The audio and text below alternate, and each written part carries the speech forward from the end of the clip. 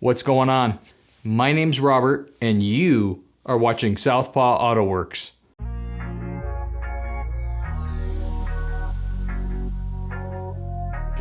Okay, we're back on Andy's Dandies here. Episode 2 on the 65 Fairlane.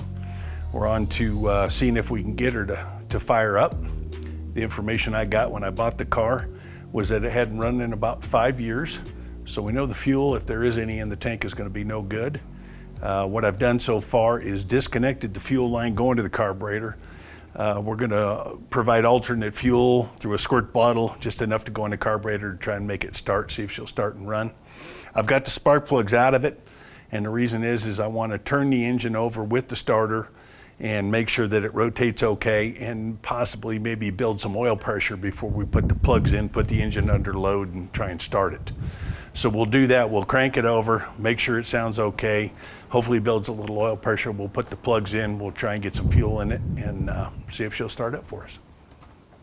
So what we're going to do, like I said, is we're going to crank the engine over. I've got a decent battery in there. We've got our ground and our power cables hooked up. We don't have a key at this point for the vehicle, so we're gonna jump it across the starter solenoid here on the fender, and do that by disconnecting that wire and simply run across these two terminals here. Should be able to get her to crank over.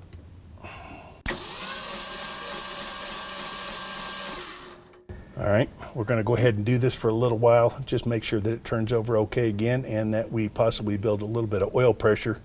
We'll put the plugs in, give it a try again, see if we can get her to start.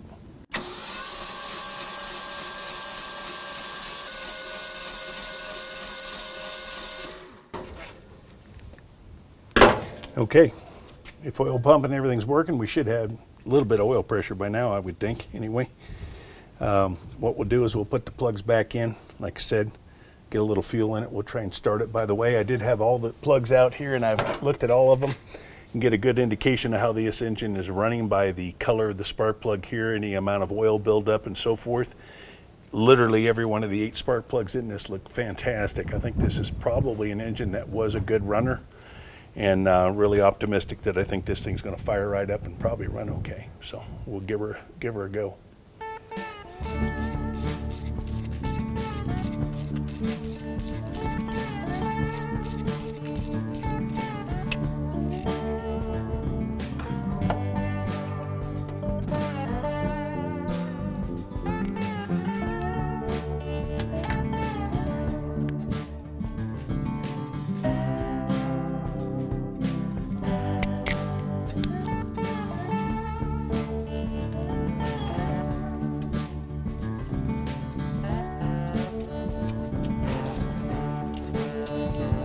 Well, points are opening. They don't look like they're in real good shape, but that's okay.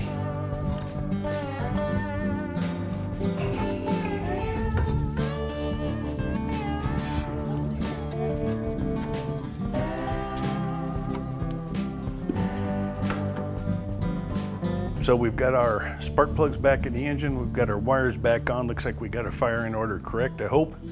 What we're going to do now is we're going to take a jumper lead and hot wire to the coil, hopefully producing our spark that we need because we don't have an ignition key for the car right now. So we'll hook that up. I've got a bottle of fuel here that we're going to use to squirt in the carb. Kick it over on the solenoid with our screwdriver. See if she'll start up. Place your bets.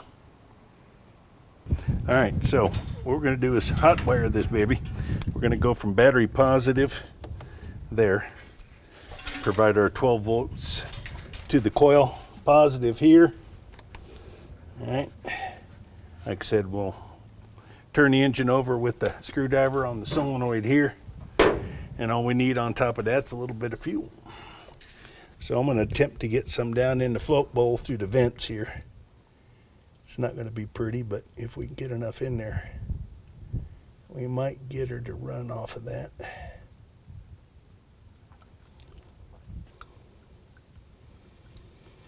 Okay, and then we'll give her just a little shot down the carb, get that fuel out of the way. We don't want any fuel hanging around in case we get a backfire up through the carburetor there.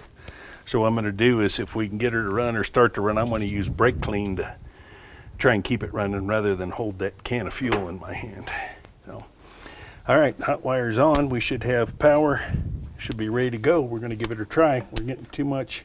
We don't have a resistor to go through, so we're already smoking the points. So we got to let her cool for a minute. Normally it runs through a resistor. Give this a shot, see what we can get.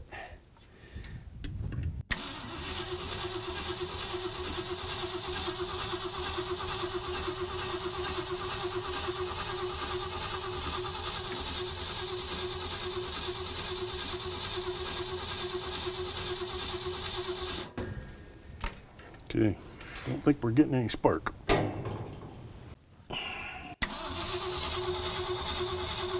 Andy is using the screwdriver method to check for an ignition spark. He's removed the spark plug wire from one of the spark plugs, inserted a screwdriver into the end of that wire, and then placed that whole setup on top of the intake manifold. In order for this method to work, there must be a small air gap between the screwdriver and the metal intake manifold or any other metal object located on the intake manifold. If the ignition system is working properly, during cranking, Andy should be able to see a spark jumping that gap between the screwdriver and the nearby metal engine part. Not seeing a spark. This screwdriver method is a down and dirty way to check for ignition spark, although it's definitely not the safest way to do it. There are some affordable tools that can do this exact same thing, but in a much safer manner. If you're interested in purchasing a spark tester tool, check out the resources section in the video description down below. Yeah, take a little closer look, see if there is a condenser in there. I don't think I have any around anymore. We really lucked out because there happened to be an extra set of points in the trunk of the Fairlane.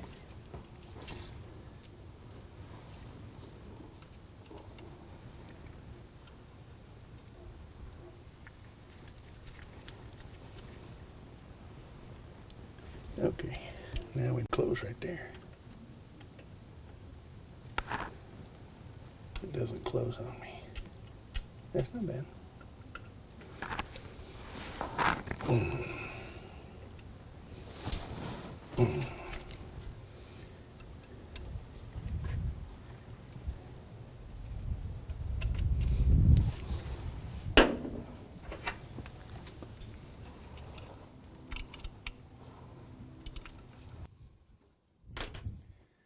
Might as well just go for it.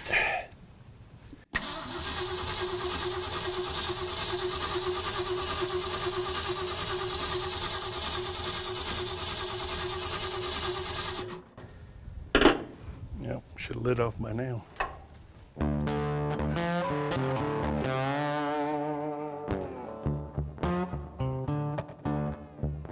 It's a bummer that we couldn't get the ignition system to create a spark. However, we're relieved to know that the battery and the starter are in great shape. So here we are on the Fairlane fire up attempt number 2. First attempt didn't work out so good. Had a little trouble with the hot lead on there for too long when we jumped it across the coil with the battery wire. Got a little hot and I think we let the smoke out of the condenser. So I've replaced the condenser. We're going to give her a shot here, number 2, see if she'll light off. I've got a little plastic deal off my squirt bottle there to try and add some fuel into the float bowl, because of course we're not using anything off the gas tank because we figured that's going to be varnished. So we're supplying our own fuel.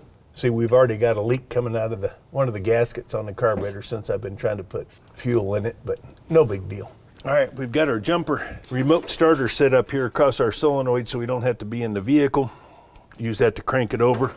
We've got our hot lead going here to the coil. What I'm going to do is I'm going to crank it over, and then I'm going to set my hot lead on so that we don't put too much juice to that distributor initially, and then I'm going to try and use my brake clean to keep it running.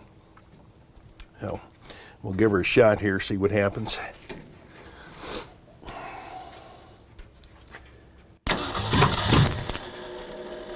All right, we got a little action.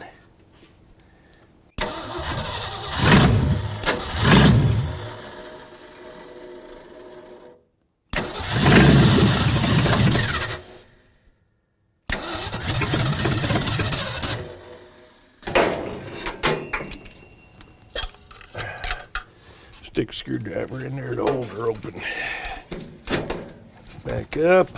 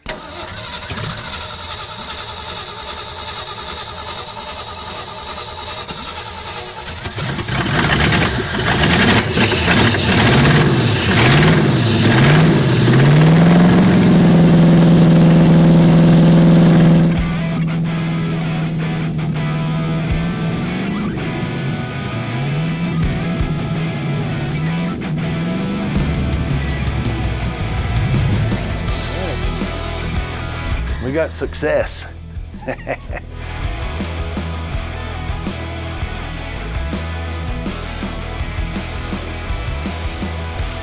She's a little noisy. Guy had the exhaust manifolds already unbolted because he was getting ready to take the engine out of this car, the one that I bought it from. So we know she'll run. Can't tell if she's got any major noises because of the exhaust leak, but I think we're going to call her good, and we're going to move on from here and see what we can accomplish. It looks like we've got a leak at the carburetor here. You can see where it's getting wet on the intake manifold. We did dump some fuel down to the vent into the float bowl, and it's already leaking out either the accelerator pump gasket or the metering block or something down here underneath. So one thing I guess we'll have to do is address that. We'll probably pull the carburetor off and just put a basic rebuild kit in that. Not a big deal. Rebuild kit I think is still available and won't cost us that much. Thank you for joining us on this episode. If you enjoyed this video, please let us know by hitting that like button. We would love to hear from you. Drop us a line in the comments section down below. If you haven't done so already, subscribe and don't forget to hit that notification bell so you don't miss any future videos. We've got a lot of stuff in the works right now for you. If you're interested in helping this YouTube channel grow, there are a number of ways that you can get involved. Check out the video description for more information. Catch you next time.